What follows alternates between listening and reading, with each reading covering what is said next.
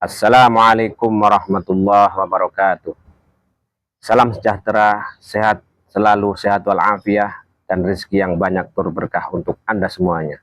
Kali ini saya akan menyampaikan sebuah kisah dari Imam Hasan Al-Basri yang dijuluki Sayyidut Tabi'in, pemimpin para tabi'in. Beliau berguru kepada Imam Ali karramallahu wajhah. Jadi dia termasuk golongan tabi'in.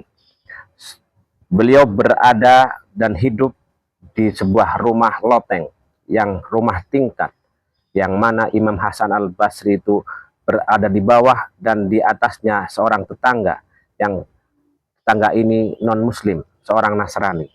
Suatu ketika ternyata WC daripada si Nasrani ini, dari rumah yang berada di atasnya, yang berada tepat di atas kamar sang Imam Hasan Al-Basri ini, ternyata WC-nya bocor, rembes, dan menetes ke bawah.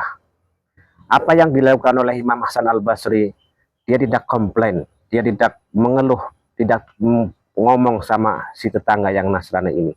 Tapi diam-diam beliau pergi ke pasar mencari ember kecil untuk sebagai wadah menadai rembesan ataupun bocoran daripada WC-nya si Nasrani ini.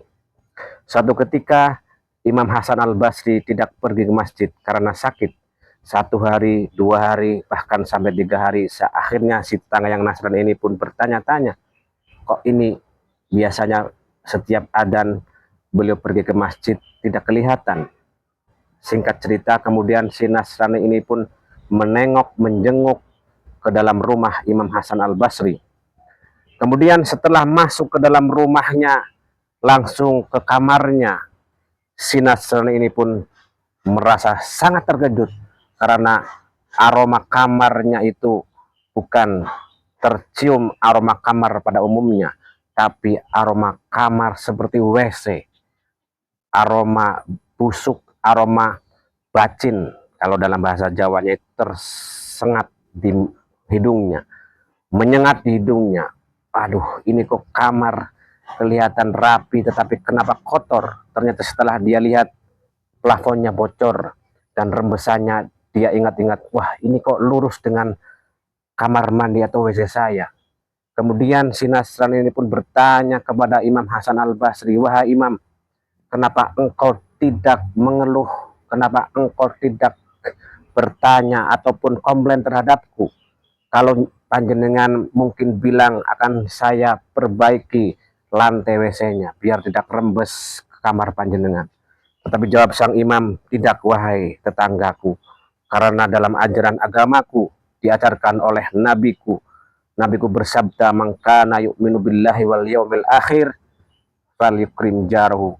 Barang siapa yang mengaku iman kepada hari akhir, mengaku iman kepada Allah dan hari akhir, mangkana yu'minu billahi wal yaumil akhir falyukrim jarhu. Barang siapa yang mengaku iman kepada Allah dan hari akhir, maka muliakanlah tetangganya, apapun agamanya, apapun dia itu dari suku manapun, harus aku hormati.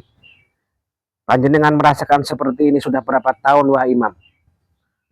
Sang imam pun terdiam, tidak menjawabnya karena menjaga perasaan si Nasrani ini.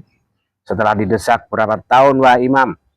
Jawabnya Imam Hasan Al-Basri, saya merasakan menahan ini, tidak ingin mengusik panjenengan sebagai tetangga saya. Saya sudah merasakan hidup di bawah WC panjenengan, tidur di bawah kamar mandi panjenengan 20 tahun. Seketika pun si Nasrani ini pun menangis, terharu, kaget betapa mulianya akhlak panjenengan, wahai imam.